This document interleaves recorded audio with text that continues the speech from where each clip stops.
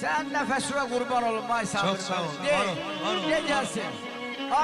Ara bir bu İsmail müellimi de narahat ele. Orada da bir hazine var. Hazine.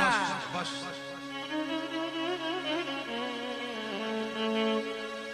Durma gel meclise ey yar mehabbet midir?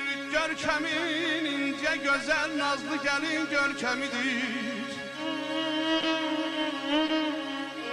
Gül danışır rəqs eyle bu meclise can gelsin koy.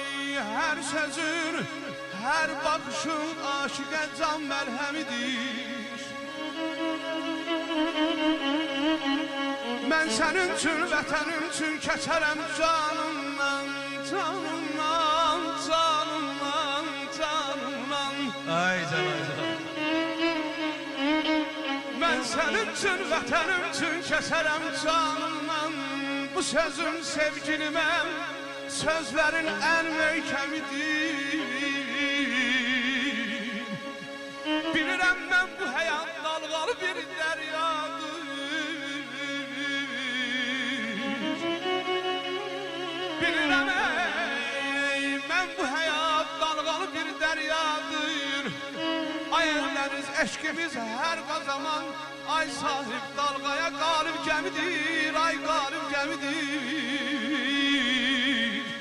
İç Süleyman, iç Süleyman dilə gəl. Çünkü piyaləndəki meyri ayağa sən bülbülün göz yaşıdır.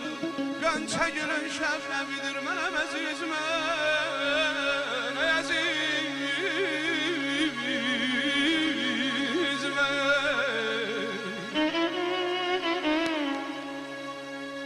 Sağ ol Aysel.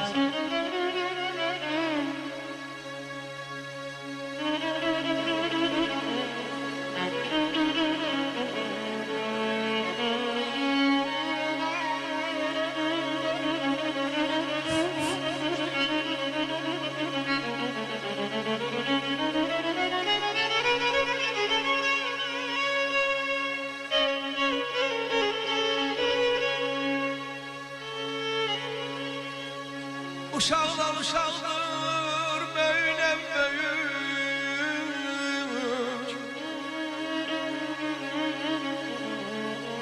Uşaqlar uşaqdır ayağa sen kardeş böyle büyük. Fitneden fesattan uzaqdır könlüm. Əzəmət səsidir